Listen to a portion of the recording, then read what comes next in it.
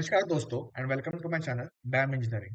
तो आज के इस वीडियो में हम डिस्कस करने वाले हैं एसक्यूएल का ये एक क्वेश्चन।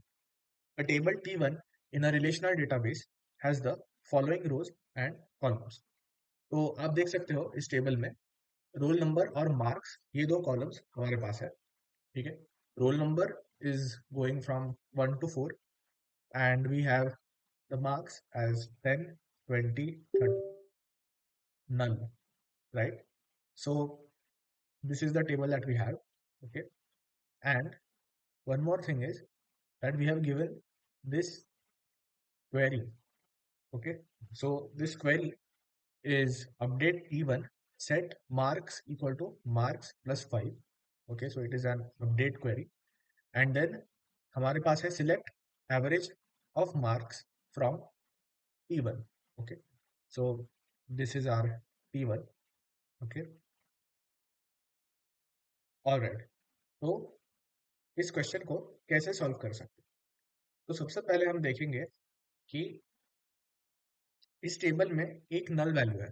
ठीक है, एंड ये जो क्वेश्चन है, ये question is based upon asking the concept related to null values.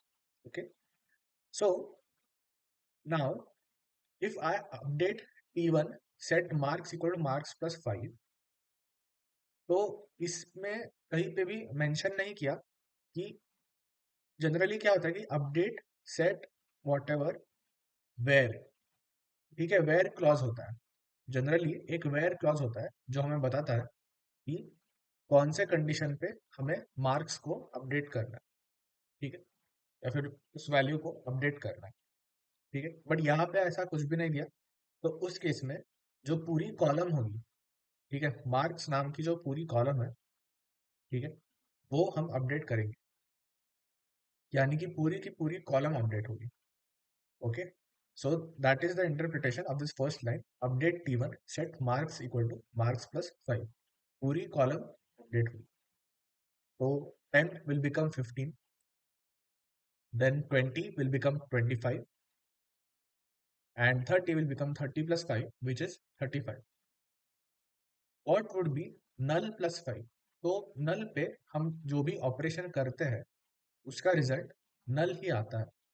ठीक है, तो नल पे कुछ भी नहीं होगा, null will remain null. Okay, null का मतलब क्या है? Null is not zero. Okay, null means absence of any value. Okay, there is no value over there, and how do I represent this? I will use null. Okay, so null plus 5 will remain null. Okay, ठीक है, पहला part हो गया। Now we have to select average of marks from T1। तो marks column जो है उसका हमें एवरेज चाहिए। ओके, ये है अपडेट करने के बाद, यानी कि मेरे पास जो नए वैल्यूज है उस पे मुझे मार्क्स का एवरेज चाहिए। अब एवरेज ये जो एग्रीगेट फंक्शन है, ये नल को इग्नोर कर देता है। ठीक है, तो नल वो अज्यूम करेगा कि है ही नहीं।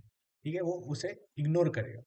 बाकी सारे एग्रीगेट फंक्शंस जो है वो भी नल को ऐसे सिनेरियोज में इग्नोर कर देता है, जैसे एवरेज यहाँ पे इग्नोर कर रहा है।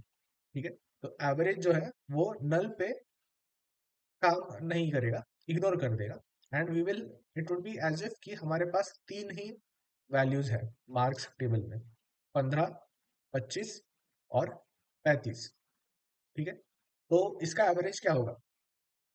सो we have 15 plus 25 plus 35 divided by 3। अब ये 4 क्यों नहीं होगा? क्योंकि नल को हमने इंक्लूड ही नहीं किया।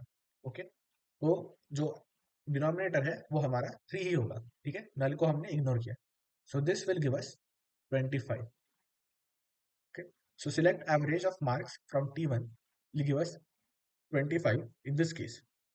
तो इसी प्रॉब्लम का वेरिएशन क्या हो सकता है कि हमें एक दूसरा एग्रीगेट फंक्शन अगर दिया हो तो, यानी कि एवरेज की जगह सम हो सकता है।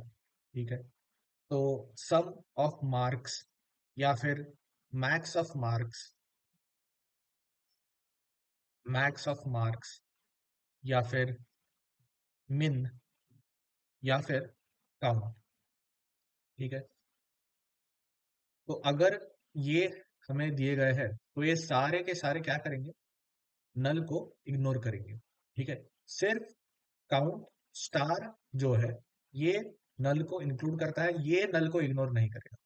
ठीक है, ये नल को काउंट करेगा, but count and column name यानी कि काउंट और मार्क्स ये जो है ये नल को इग्नोर करेगा।